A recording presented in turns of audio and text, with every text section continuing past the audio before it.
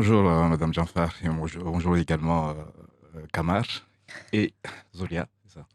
Oh. Bonjour à tous et bonjour à la population qui nous écoute, ceux qui nous suivent également dans tous les réseaux de Maître Première. Et un bonjour particulier à ma commune, la population de ma commune. Alors, vous avez été longtemps adjoint au maire. Et qu'est-ce que ça fait aujourd'hui lorsqu'on occupe le fauteuil de maire? Vous savez, quand on occupe la fonction de premier adjoint, il faut se préparer à occuper ou à remplacer, en fonction du contexte dans lequel on se retrouve, à remplacer le maire. Donc, on doit se préparer à toute éventualité. Donc, je pense que c'est pas vraiment une surprise pour moi d'être là parce que je m'étais préparé. Et ça s'est concrétisé avant-hier à l'abattoir et ça s'est très bien passé parce que on m'a montré qu'on me fait confiance. Quand on m'élit à l'unanimité, c'est un signe de confiance, c'est un signe qui m'engage. Donc, je suis là pour répondre à cette confiance qu'on m'a offerte récemment. Vous le dites, hein, vous avez été élu à l'unanimité par le conseil municipal, ou presque, puisqu'une femme, Zawjati Soumaïl, de l'opposition, s'est portée candidate avant de se rétracter dans la foulée. Mais c'était avant tout un cri d'alerte. Les élus de l'opposition n'avaient pas assez de considération sous l'ère Wali. Vous étiez son premier adjoint à l'époque. On a envie de vous demander pourquoi un tel comportement, pourquoi écarter des élus parce qu'ils sont de l'opposition. L'opposition n'a jamais été écartée, que ce soit lors de notre premier mandat et notre deuxième mandat. On les a toujours laissés participer aux travaux. Ils figurent tous dans des commissions qui existent dans la municipalité. On les a toujours écoutés, on a toujours tenu compte de leurs propositions. Mais Mais pourquoi ils opposition, disent ça alors? non, c'est juste un message pour nous dire que on doit travailler ensemble. Et moi, je ne considère pas que les résultats que j'ai obtenus samedi, euh, qu'il y a une opposition dans cette commune. On a une majorité qui a été désignée par la population. Pour moi, c'est une majorité nouvelle, je peux le qualifier comme ça, qui a été désignée samedi. Et j'en tiens compte. J'en tiens compte pourquoi? Parce que c'est un signe de confiance à mon égard et je compte bien le rendre lors de nos prochains travaux. Alors, Mikida Choumadi, vous êtes un fidèle de Saïd Omar Ouali, son compagnon de route depuis qu'il était président du Conseil général. Vous étiez déjà à ses côtés en tant que directeur de la communication au sein de la collectivité. Ensuite, son quatrième adjoint, puis son premier adjoint à la mairie de l'Abattoir. Vous avez dit sur nos antennes, je compte à rester loyal à Saïd Omar Ouali. Qu'est-ce que cela signifie? Vous savez, ce qui fait que la politique ne fonctionne plus, que ce soit au niveau national ou international, même au niveau local, c'est ce manque de confiance qu'on a entre nous. Lorsqu'on est fidèle à des idées, lorsqu'on est fidèle entre nous, quand on travaille avec des gens avec qui le courant passe, je pense que ça se ressent tout de suite sur le terrain. La population le ressent aussi. Quand il y a des difficultés, la population le ressent aussi. Donc moi, j'ai eu la chance d'être à côté d'un homme qui est passionné, un homme qui s'est rassemblé, un homme qui sait s'ouvrir aux autres. Donc ce sont des valeurs que j'ai appris avec lui, des valeurs aussi qu'il a appris, parce il me disait souvent, des valeurs qu'il a appris aussi aux côtés de mon père qui était aussi premier magistrat dans la commune, un homme qui savait travailler au-delà des partis. Donc moi, je compte aller pas- tracer le même chemin que Saïd Marouali. Donc encore une fois, lorsque on a cette confiance autour de soi, lorsqu'on a cette fidélité, cette loyauté, tout se passe dans des bonnes conditions. D'ailleurs, lui, Saïd Omar Ouali dit la loyauté, la fidélité finit par payer. Ce sont donc ces mots. J'ai envie de dire que ça sous-entend quelque part que c'est parce que vous lui avez été fidèle qu'aujourd'hui vous êtes le maire de Dodi l'Abattoir. Je ne pense pas. Je ne pense pas. Ça, c'est votre grille de lecture, hein, c'est pas la mienne, et c'est pas celle C'est aussi bien de ce que la. j'ai dit. Voilà, c'est pas celle aussi de la population, c'est pas celle aussi de mes collègues. Il y a un travail qui a été fait lors de notre premier mandat.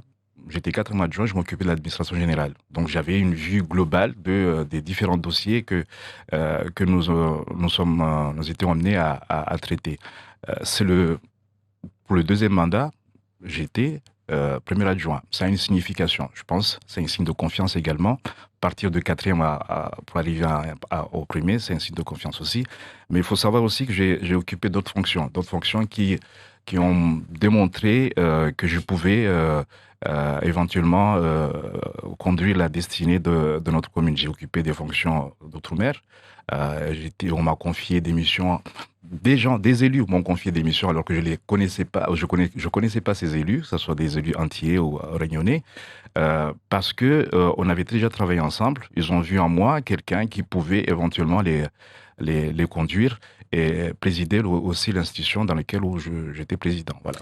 Alors, ce n'est pas effectivement, il a eu quand même, il a été largement plébiscité, lors des élections municipales à l'abattoir, on l'a vu plusieurs fois, mais ce n'est pas tout le monde non plus qui veulent, peut-être qui adhèrent aux idées de Saïd Omar Wali. Vous, vous inscrivez dans la continuité, mais quel changement du coup? Vous êtes dans la continuité, les habitants de l'abattoir ne peuvent pas s'attendre à un autre souffle, du changement? Si vous arrivez à me trouver un élu qui fasse l'unanimité dans le monde, je suis preneur. Je parle de la population. Vous Non, pensez justement, que il n'a jamais eu non plus 100% oui, pendant les élections? oui, mais justement, quand vous dites que c'est pas tout le monde qui adhère à ces idées, je rappelle que depuis 2001, il est élu à l'unanimité à l'abattoir, dans une commune qui est historiquement complètement opposée à ces idées.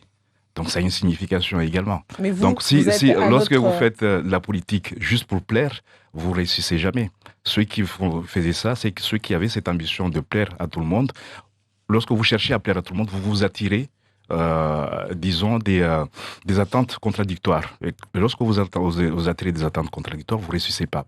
Personne n'est parfait. Personne n'arrive à faire en sorte que à adhérer tout le monde face à des idées. Mais encore une fois, lorsque vous arrivez à être élu régulièrement dans votre canton à l'unanimité, c'est qu'il y a un sens. Mais vous, Mikidash, vous m'avez dit, vous, quel nouveau souffle, quel changement allez-vous apporter à Daoudi, l'abattoir? Parce qu'on change de visage, on change de personnalité aussi. Donc, vous avez quand même quelque chose de bien différent de Saïd Omar Wali. On change peut-être de nom, mais on ne change pas de méthode. Moi, je vais assurer une continuité. Saïd Omar Wali a porté sa pierre à l'édifice parce qu'on construit une commune. Chacun apportera sa pierre. Moi et mon équipe, nous allons apporter notre pierre à l'édifice, comme d'autres l'ont fait avant nous et d'autres le feront après nous. Alors, tout est urgence à Mayotte, mais quelle est votre urgence à Daoudi l'abattoir? Quelle est votre priorité? Ma priorité actuellement, c'est de faire en sorte qu'il y ait cette cohésion qu'on m'a démontré samedi dernier. Je veux absolument que cette confiance reste. Je vais travailler en sorte que ceux qui m'ont fait confiance, c'est-à-dire la majorité de mon groupe et l'opposition, les deux groupes d'opposition, qu'on travaille ensemble. L'abattoir ne nous a pas élus pour nous séparer, l'abattoir ne nous a pas élus pour nous diviser, l'abattoir nous a élus pour nous rassembler et trouver des solutions dans leur quotidien. Donc moi, c'est ça ma première priorité. Il faut savoir aussi que mais en termes de développement, en termes de projet. J'y arrive. On nous a élus avec un programme 2020-2026 qu'on a déjà entamé. Beaucoup de réalisations qu'on avait fait. Votre collègue tout à l'heure a cité quelques exemples lorsqu'il faisait la revue de presse. On a des projets en cours. Et actuellement, le grand projet que nous avons et qui a commencé récemment, c'est la construction d'une école à l'abattoir 1.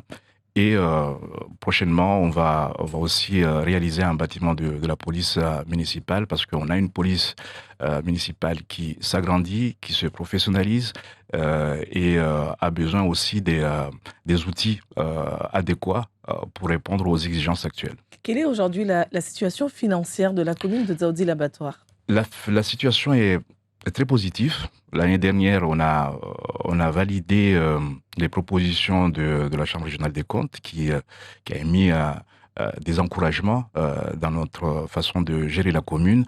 Donc moi, je compte m'inscrire dans cette façon de faire, cette façon de gérer la collectivité avec mon équipe. Moi, j'ai la chance aussi d'avoir une équipe qui est très soudée, une équipe qui est composée de hommes et femmes compétents dans leur domaine. Et je suis, disons, un homme politique comblé parce que j'ai des collègues qui me font confiance et des collègues qui sont compétents dans leur domaine. Alors, vous devenez maire au moment où le département vit une grave crise de l'eau. Monsieur le maire, que pensez-vous des réponses du gouvernement face à la crise à Mayotte? Il y a des réponses encourageantes, comme la distribution de l'eau qui a commencé il y a un mois, et la décision de faire en sorte que les factures ne soient pas payées par la population, mais qu'elles soient prises en charge par l'État. Je pense que c'est une idée qu'il faut aussi prolonger. C'est pas suffisant. De septembre en décembre, c'est pas suffisant. Je pense que il y a un geste à faire. La population n'est pas responsable. Ce sont les personnes qui sont habilitées à nous offrir de l'eau potable, que ce soit au niveau de l'État, que ce soit au niveau des collectivités. En gros, on est responsable, nous les politiques. Chacun se Voilà. renvoie un peu la patate chaude, l'État, les élus, donc on ne sait plus finalement où est-ce qu'on en est, Non, mais en tout cas, les Mahorais veulent de l'eau. on est tous responsables, mais il faut il faut connaître les causes, il faut bien expliquer les causes. Je ne pense pas que les causes soient au niveau de l'inaction des uns et des autres. Les causes sont à la fois dues à un déficit pluviométrique, il faut le rappeler. On a une afflux de la population qu'on a du mal à maîtriser, il faut le rappeler également. Le problème que nous avons ici à Mayotte, comme partout lorsqu'on fait de la politique, c'est cette manque d'anticipation. On manque d'anticipation dans certains domaines, on n'arrive pas à prévoir ce qui peut se passer dans quelques mois. C'est ce qui a fait qu'on arrive dans cette situation. La crise de l'eau, on l'a vécue en 2017. Elle est revenue avec beaucoup plus de gravité cette année. Elle est revenue avec plus de conséquences au niveau sanitaire plus qu'en 2017. Donc, il fallait prévoir tout ça. On a tous les instances qui travaillent dans ce domaine. On doit tous travailler ensemble. Cet après-midi, on a une réunion à la mairie de Mamoudzou, qui est l'initiative du préfet. On va rediscuter des différentes solutions en urgence, parce qu'une crise exceptionnelle, il faut aussi des mesures exceptionnelles et des mesures aussi à court terme pour répondre aux besoins actuels. Donc on verra d'ici là. Moi, je reste optimiste parce qu'il y a beaucoup de causes qui ne sont pas dues à l'inaction des élus, mais qui sont extérieures à tout le monde. Voilà. D'ailleurs, en parlant du gouvernement et des mesures, Philippe Vigier, ministre délégué aux Outre-mer, était à Mayotte la semaine dernière et son accueil populaire a suscité quelques polémiques. La députée Estelle Youssouf a notamment traité de Nyombe Zébu. Pour reprendre ces termes, s'agit-il de Saïd Omar Wali ou de ceux qui se sont en tout cas mobilisés pour cet accueil chaleureux? Mais est-ce que c'était nécessaire d'ailleurs d'organiser cet accueil populaire? Vous savez, on a toujours tendance, nous, les élus des Outre-mer, à parler de particularités, ce qui fait nos singularités au niveau des territoires. On a notre particularité qui est celui de bien accueillir. Qu'on se sent mal ou pas, on sait accueillir pour avertir la personne qu'on accueille que voilà, même si vous nous écoutez pas, même si vous n'arrivez pas à écouter ce qu'on a à dire, nous on sait vous dire voilà, on vous accueille chez nous, mais faites attention parce que ça a une signification. Vous étiez, vous, à l'aéroport ce Non, jour-là? non, j'étais hors territoire. Mais ce qui est sûr, c'est que la population des autres abattoirs est très déçue, voire même fâchée des propos qui ont été tenus. Parce que. Les propos de la députée Estelle Ouais, Youssoufa? oui, parce que personne, aucun élu n'a le droit, Madame Janfar, aucun élu n'a le droit d'avoir ou n'a cette légitimité de distribuer des brevets du bien ou du mal dans ce que fait l'autre. On n'a pas le droit de se juger entre nous. Donc, la population qui a accueilli le ministre, il y a des élus, il y avait des élus, il y avait des associations. Donc, si vous attaquez à la population, c'est une insulte pour nous. Vous Donc là, pensez que elle s'adressait plus à la population qu'à Saïd Omar Wali? il y avait la population, il n'y avait pas que Said Marwali à l'aéroport. Il y avait la population et Said Marwali. Donc, Alors, voilà. dernière question. On a élu, en tout cas la Petite Terre a élu un nouveau président de l'intercommunalité, Arshadi Abbassi, une élection qui arrive dans un contexte conflictuel entre les élus de Pamandzi. Est-ce que vous ne craignez pas que ces divisions à Pamandzi aient des répercussions sur le fonctionnement, sur le projet de la communauté des communes de Petite Terre? Je ne pense pas que ces divisions vont durer jusqu'en 2026. Moi, je fais confiance à Arshadi Abbassi. J'ai déjà travaillé avec lui, ça 2 mandats. On a travaillé aussi ensemble quand on était au cabinet lorsque Saïd Marwali était président.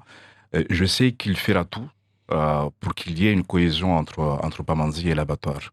Je sais, par les actes qu'il a commencé récemment, je sais qu'il arrivera à discuter avec tout le monde. Il va rassembler tout le monde. S'il a réussi à réunir une partie de la majorité et son groupe de l'opposition, c'est qu'il y a une signification. Donc moi, j'ai espoir à sa façon de faire et je suis persuadé que des projets vont être concrétisés d'ici 2026.